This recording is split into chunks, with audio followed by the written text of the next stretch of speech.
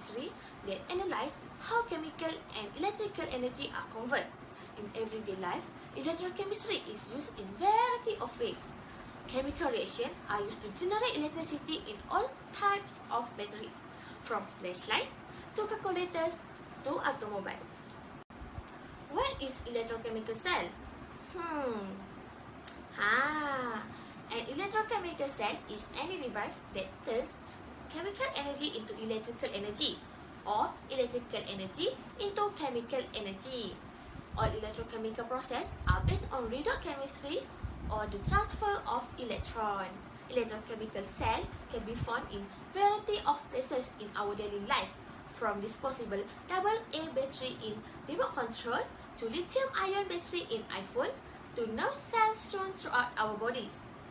Galvanic cell and electrolytic cell are two types of electrochemical cell. Galvanic cell get their energy from spontaneous redox reaction, whereas electrolytic cell use non-spontaneous reaction and thus need an external electron sources, including a DC batteries or AC power sources. Both galvanic and electrolytic cell will have two electrodes, which is anode and cathode, composed of the same or different metal, as well as an electrolyte in which the two electrodes will be immersed. What is the application of the electrochemistry? So, one of the application is electrical appliances that we always use, which is cell phone. It has a long life alkaline battery, which you guys believe this using the concept or principle of a cell. The principle of cells are used to make electrical battery. Did you guys know? In science and technology, a battery is a device that stores chemical energy and make it available in an electrical form. Batteries are made of electrochemical devices such as one or more carbonic cells. So, the majority of telephones use lithium-ion battery. This battery tends to use lithium carbon oxide as a positive electrode in the battery. Although, we might find another type of element used as the replacement. And while the negative electrode is formed from the carbon in the form of graphite, it is also have organic solvent that act as the electrolyte fluid. The lithium in the positive electrode is ionized during the charging of the battery and move into the layers of graphite electrode. During the discharge, the ion moves back to the positive electrode. The battery itself is usually housed in aluminium casing. So how does a lithium-ion battery works? Lithium-ion battery provide power through the movement of ions. Lithium is extremely reactive element. Therefore, we don't use lithium exactly. We use lithium-ion battery that made of a lithium metal oxide, which also known as lithium cobalt oxide. Lithium metal oxide is used for the cathode and the lithium carbon compound are used in the anode.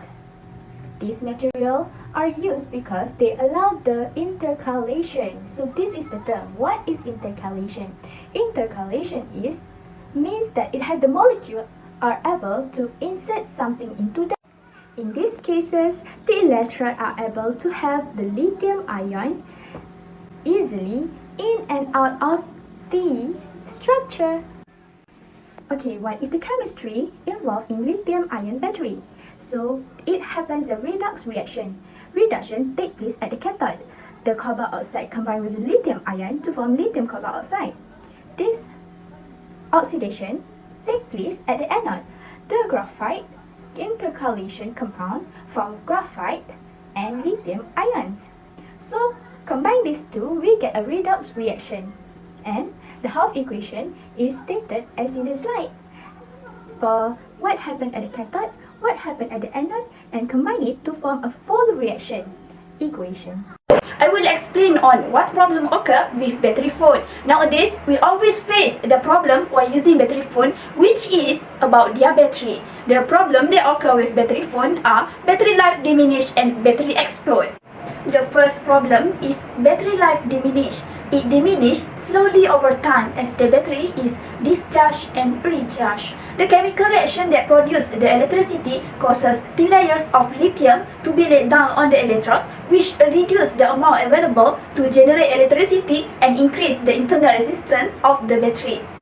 It is related to Ohm's law, which is V equal to IR, where V is voltage, I is current, and R is resistance.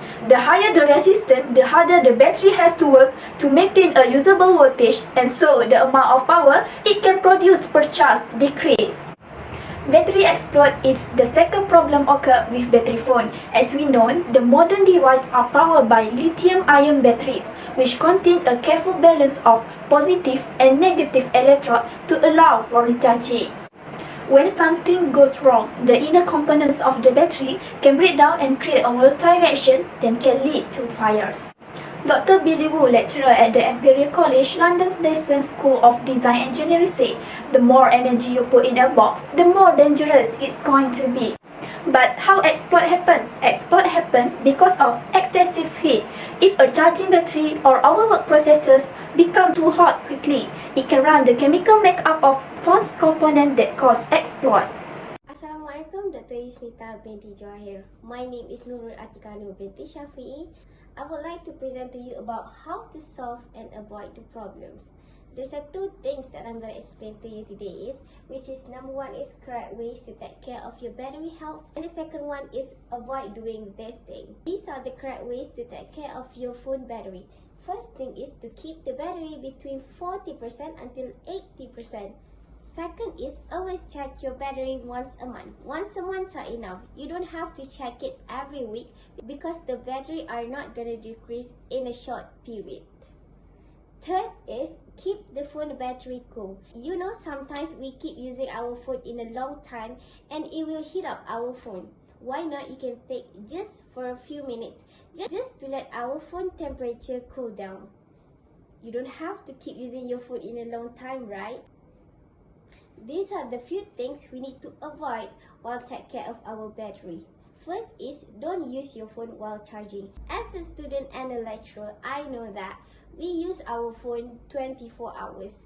But don't keep using your phone while charging. Your phone needs rest just like you do.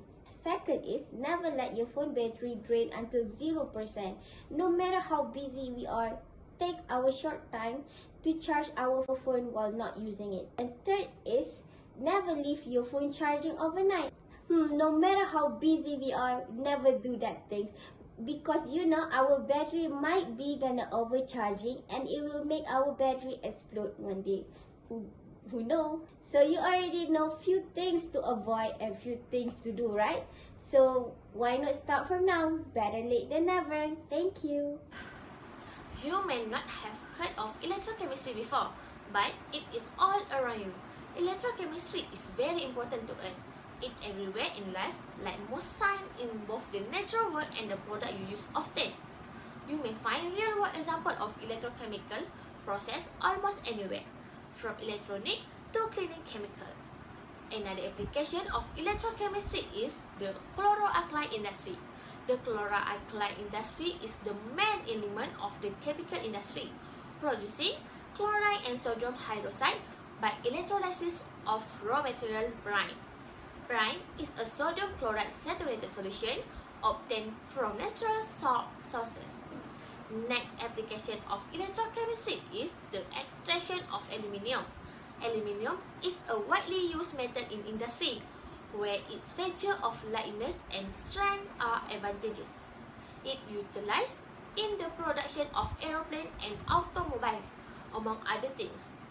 The metal can be found in bauxite, which is mixture of silicas, iron oxide, and hydrated alumina deposit.